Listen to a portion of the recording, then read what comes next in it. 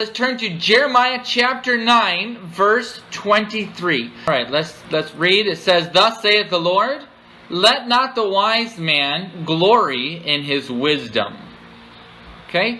Now you could say, well, isn't it a good thing to be wise? Yes, it's a good thing to be wise. There's nothing wrong with being wise. But it's wrong to be proud, and it's really, think of this not just as wisdom, but more of educated or smart. Let's say that you're really good at math and science and other people are not. And you say, wow, look at me how good at math I am. Well, a lot of mathematical ability is something that God gave you as a talent. It's not a skill. It means it's something that you were born with, that other people are not born with. Alright, it's not because you work. Now, sometimes it's a skill. Skill is something you work for, like a skill would be a violin player. He practices his violin, and because of his practice, he becomes good. And then some people are both skilled and talented. Alright, so you could say, well, some people are smart because of a skill, they work hard. And some people are smart or good in math or science because they're talented. Alright, it's not because they worked much harder than anybody else. It's just God gave them an innate, a born, God-given ability. Alright, so let not the wise man glory in his wisdom. Now think, how can you apply this? How can a person sin by glorying in their smartness? Alright? I'll let you make the application, okay? That's just the interpretation. Neither let the mighty man glory in his might. Okay, now, a mighty man is a strong man. So, thankfully, someone like me, I don't need to worry about anything on this list. I'm not wise, I'm not mighty, and the next is rich. I'm certainly not any of those three. So, thankfully, I'm not too tempted by this. But really, we're going to be talking about the third one. Let not the rich man glory in his riches. Now, I know what you're thinking. You're thinking the same thing I'm thinking, and that is, well, I don't need to worry about this one because I'm not rich. Okay? And you're right. So you don't have to worry about it. But one of the ways that we give is that we try to avoid. So how can a person sin by glorying in his riches? By saying, hey, look at me because I'm rich. There's some obvious examples, like maybe if you buy a flashy sports car because it's expensive, then you could say, well, kind of to me, is it a sin to be rich? No. Is it a sin to glory and become proud in your riches? The answer is yes. So how can a person do that? Well, buying a flashy sports car, showing off how much more money they have, to me, that's a sin. How I would apply that is, don't buy fancy sports cars. I think it's a sin because I think that is violating this verse. If you're rich, don't glory in your riches. Don't flaunt, don't show off your riches. But let him that glorieth glory in this, that he understandeth and knoweth me. Alright, so if you want to be proud of anything, then be proud of this, that you know the Lord. If you want to glory in anything, glory in this, that you're saved in your salvation. So if you want to talk about anything great that happened to you, what you would say is, what great thing happened to me, or any greatness in me, is because of what Jesus Christ has done. That He saved you, and that you know Him. What can you glory in? It's that you know the Lord. Not your wealth, not your math abilities, that you know the Lord. So if someone were to say, hey, what's so good about you? I would say, what's good about me is, I know the Lord. Okay? And then if someone says, well, you know the Lord, well, what does that mean? Well, it means I admit that I'm a sinner, and within me dwelleth no good thing. So in a way, it's kind of humbling to say that you know the Lord, because in a way it's saying, I'm such a bad person, the Lord had to save me. Alright, now let's look at another verse. This is Matthew chapter 6. This is where we're going to really look at our lesson today. Matthew chapter 6. I hope you're turning there. Matthew chapter 6, verse 1. Take heed that ye do not your alms before men. Now you might have seen on Facebook, pastors, churches, Baptist pastors in churches, they're going on their Facebook pages and they're posting, oh, look at all this stuff that we're giving away. Or they're posting pictures of them handing bags of rice and rotten spoiled tuna. Okay? What are they doing? They're doing alms. They're helping poor people. They're helping people who are in need. And by posting it and getting pictures of it, they are doing it before men. Okay?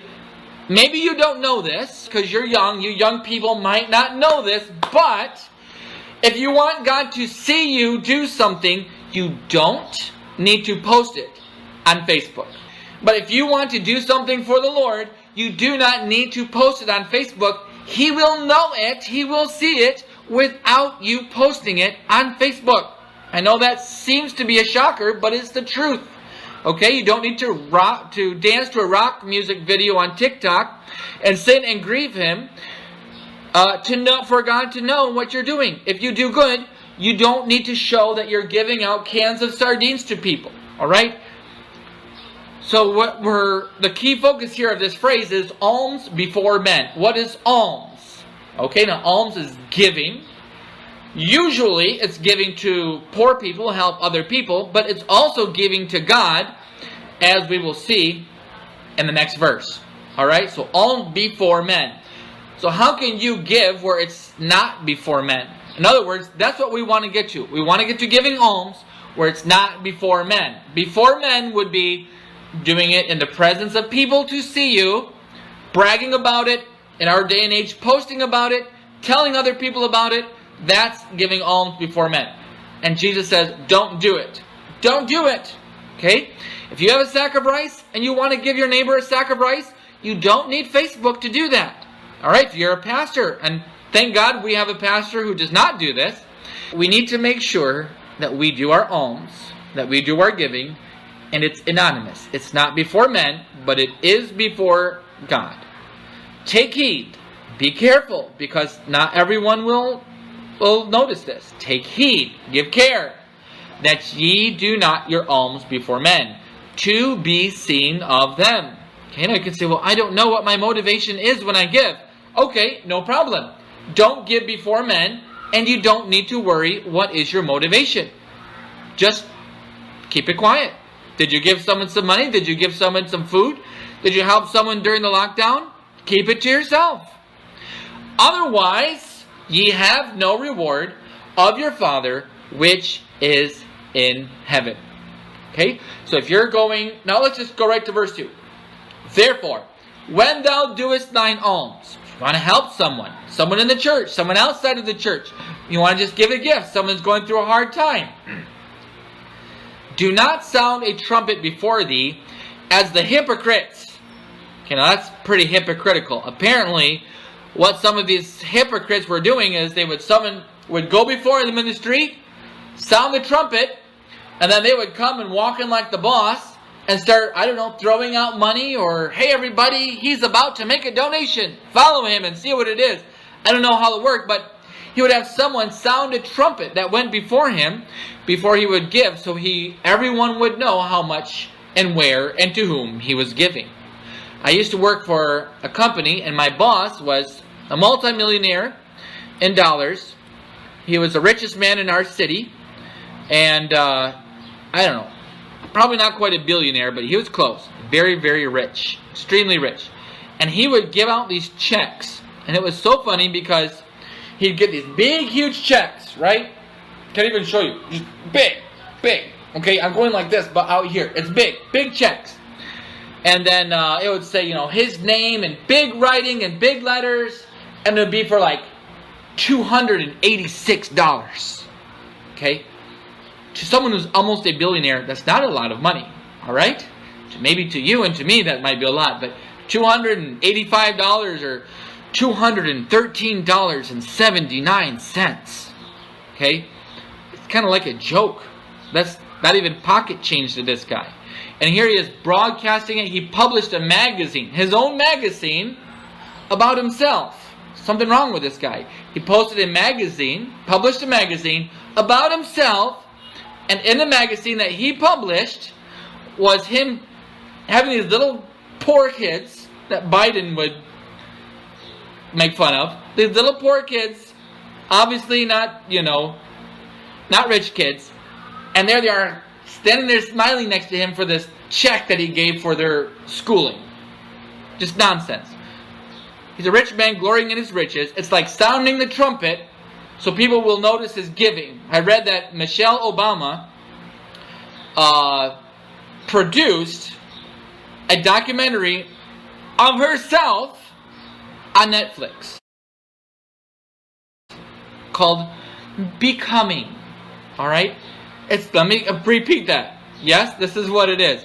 Michelle Obama produced a documentary about herself. Alright? Hypocrite.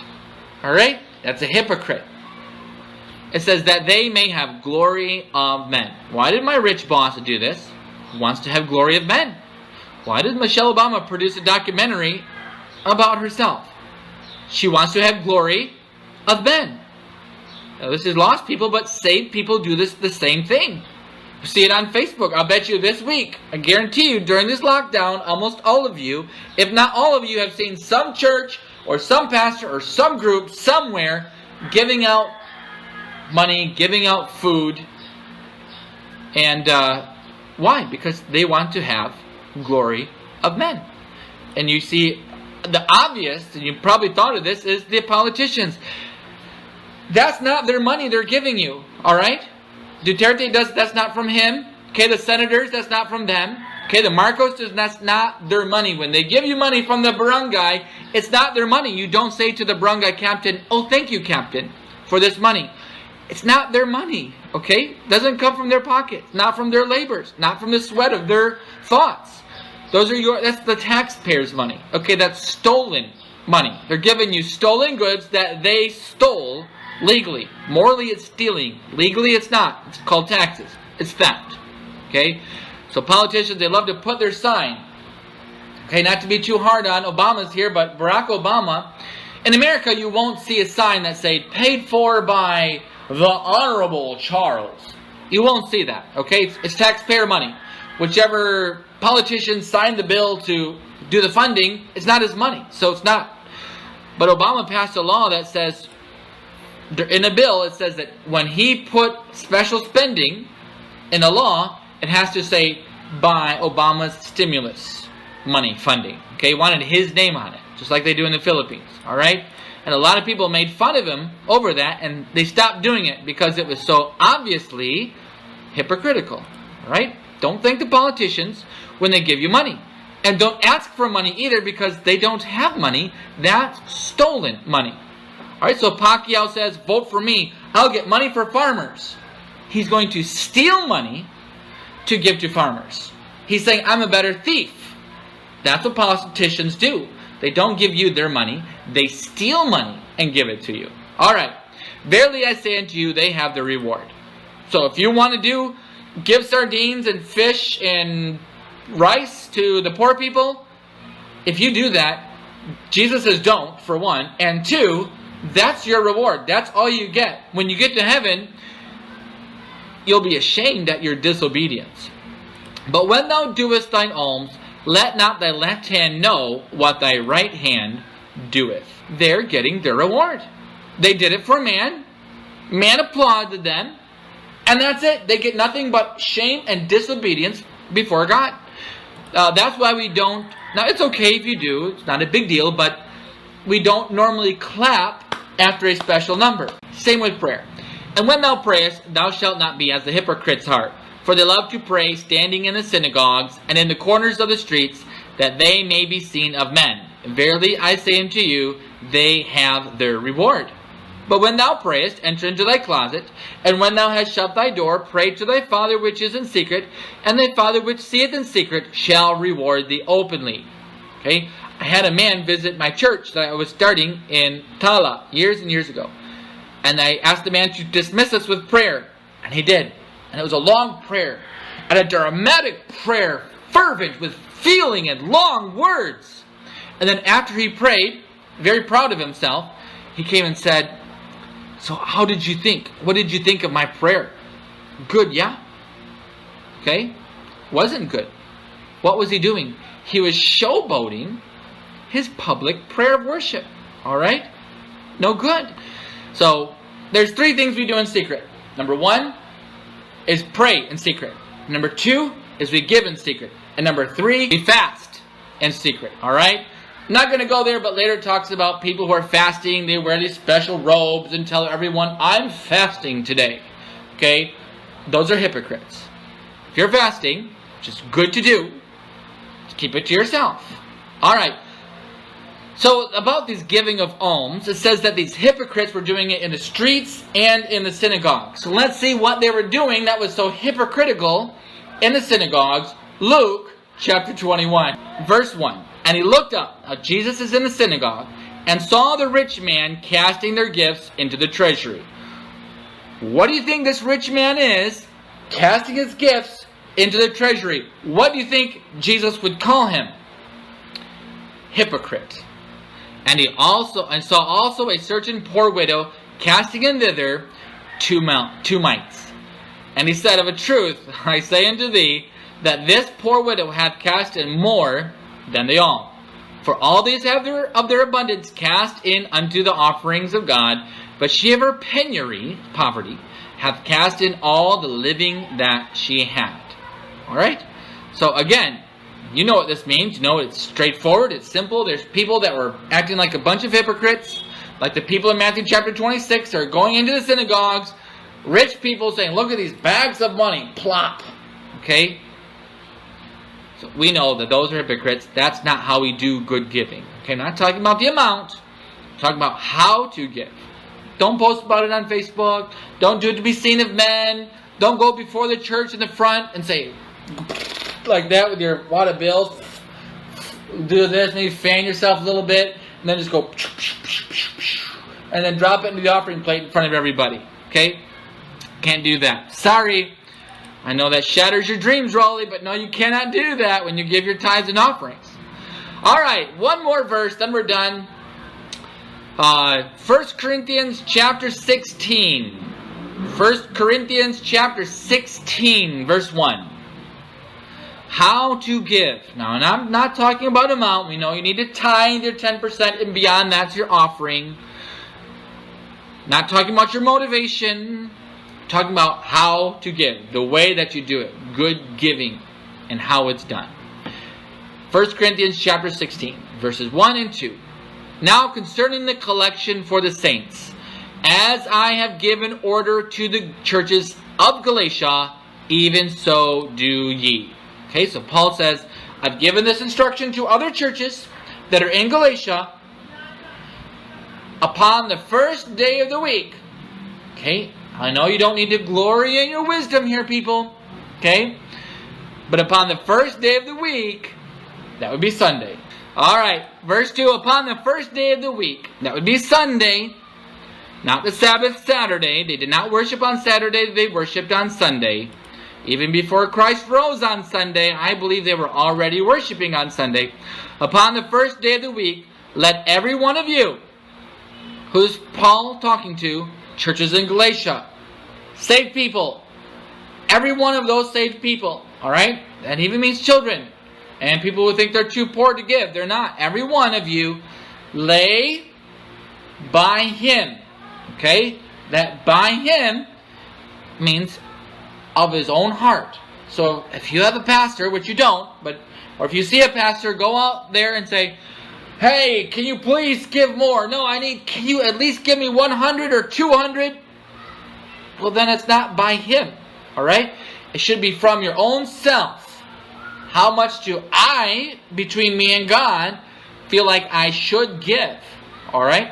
That's how you get the amount. Now there's percentage of tithe and how much more really above the tithe.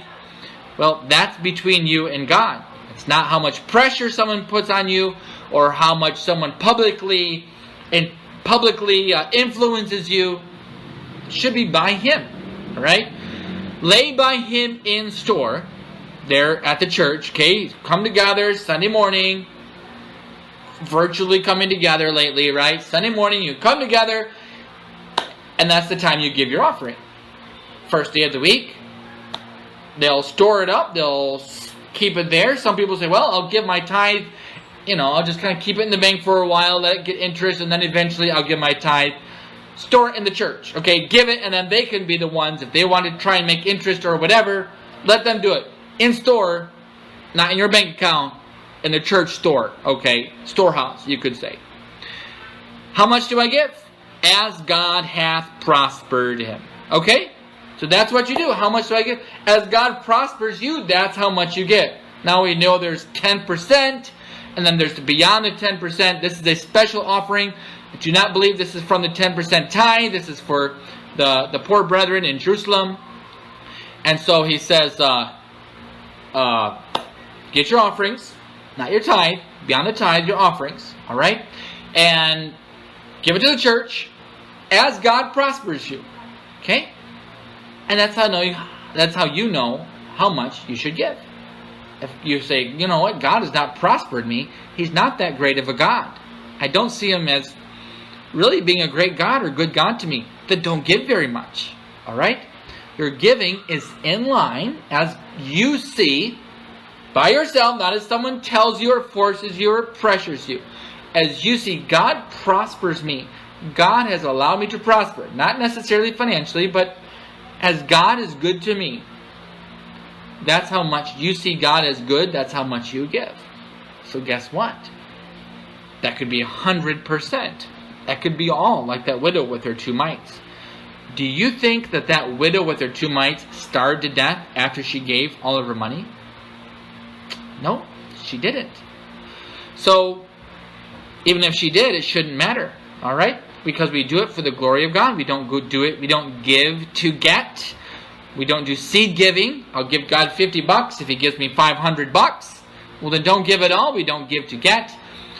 We give as you see that God prospers you. If you have a good God, give more. Give good. If you have a God that's mediocre, medio, okay, then you give medio. If your God's not that great, don't do that great of giving. Okay? Deal? Alright? So when you give, do it anonymously in secret. Don't be like a hypocrite. Do it in front of everybody.